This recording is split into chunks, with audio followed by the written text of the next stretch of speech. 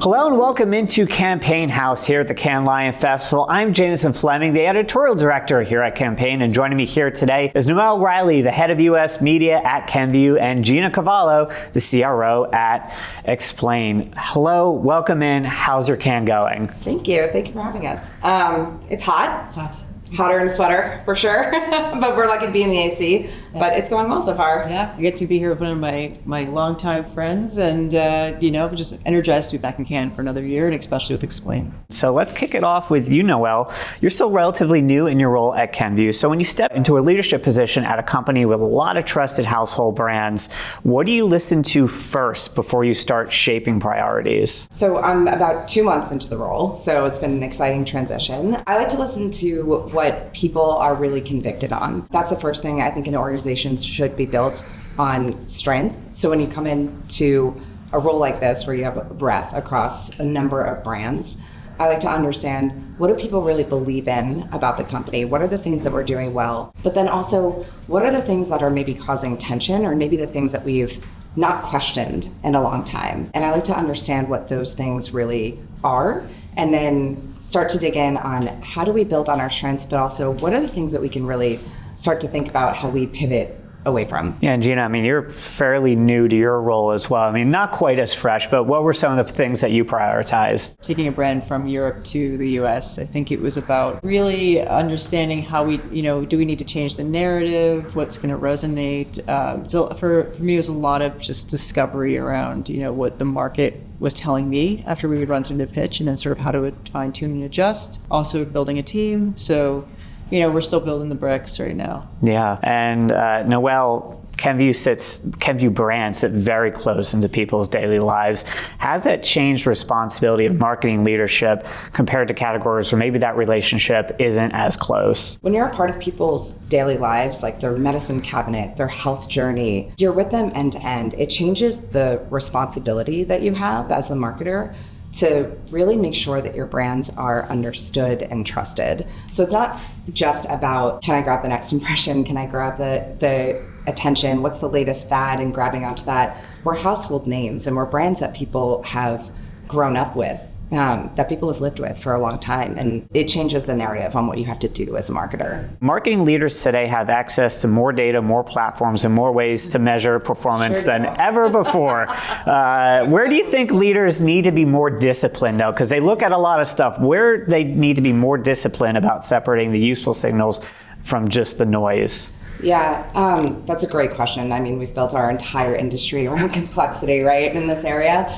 As a leader coming into a company, it's really important that you agree on a specific set of metrics, goals, things that you have clearly defined that you're going to ladder up to and lean in on, right? And the rest then just becomes what falls away. And you have to be okay also with walking away from things that don't matter. There are endless things that you can measure in this industry, endless ways to cut the data, and we struggle with that. I mean, we have so much data across our company and our brands, everything from sales and our marketing data, and so we have to be really disciplined about how we bring all of that together and how we look at it to inform our strategy. So Gina, one of the things Xpln focuses on is attention, whether people actually spend enough time with a message for it to land. For brands built on trust and comprehension, how should marketers think about the quality of consumer attention rather than just reach or efficiency? So what we're doing to Xpln in terms of understanding attention is really to understand the quality of the impressions you're buying. And so is it more important to have a bunch of reach if no one's looking at it? Or should we be looking at attention? Did their eyeballs actually get to the screen? Did they actually look at the ad? Did it actually resonate? To really validate the quality of what you're buying is really important. I think as a brand, and you can correct me if you're wrong, but you would want to spend every dollar you spend should be on an impression that's being paid attention to. Otherwise, what are you wasting your money on? Yeah, I think we have done a lot of work to go deeper in terms of like what we're trying to measure and what we're trying to understand. And we as an industry have spent years trying to kind of crack attention, right, and crack that code. But I think not all attention is also created equally. Yeah. Like Kenvue, we're really a science company, right? And our brands are heavily researched, and we have so much that the consumer needs to understand about what our brands are and what our brands stand for, that it's more than just the attention. It's, did they see your ad and really understand you? Like, I'm gonna call out Nike, right? You see a Nike ad, you know it's Nike. It makes you feel something. We have a lot of that nostalgia too in terms of our brands. Like, I'm a mom, so I grew up like with my son giving him Motrin, and Aveeno is part of my journey as a mother. But those are things that are like understood and felt. And so as we think about our media and the job that our media has to do, it's really in making sure that our consumers actually understand what our brands stand for, not just see our brands. As a fellow parent, Aveeno was big in our household too. Let's talk about leadership when it comes to attention, because there's that aspect to it as well. Internally, teams are asked to do so many things at once. How do you decide what deserves real attention from the organization, and how do you deprioritize things? I think it's about starting with a clear strategy, right? You have to have a clear vision and a clear strategy of what the job is to be done. And then it's very easy then for things to kind of ladder up to what that strategy is, and the rest of the stuff that's unimportant, again, just falls away. It's like the noise that we were talking about before.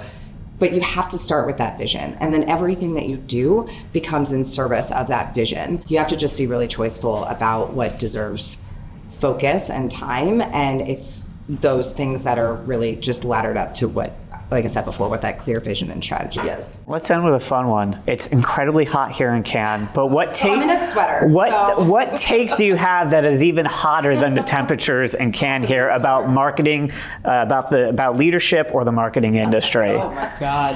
Hot take. Whew. I think we've over-rotated a little bit on like optimization, and really like have just gone really deep in trying to analyze every little thing, and not everything that moves matters. I think when we think about what we're trying to do as a brand, again, it's more about what makes you distinct. And especially as we move into the era of AI and how AI is going to change things, and everybody's constantly kind of trying to dig for signals to understand, what do we measure? How do we know what's working, what's not? There is that element of it, but I do think the challenge for marketers is going to be, how do you balance that piece of it with also creating distinctiveness and brand trust, and not losing that along the way, and sort of just pivoting so far into this deep, endless, bottomless pit of optimization. I completely agree with you. I think a lot of the things I was excited to see here at Cannes was there's much more about content, creator content, right? You've got influential feed and all these different pieces, and it gets back to media strategy and over optimizing and all of that, and the impressions and tonnage. But what about the story? And what about the great creative? And that's really why we were here originally, right? The great creative that makes you feel something.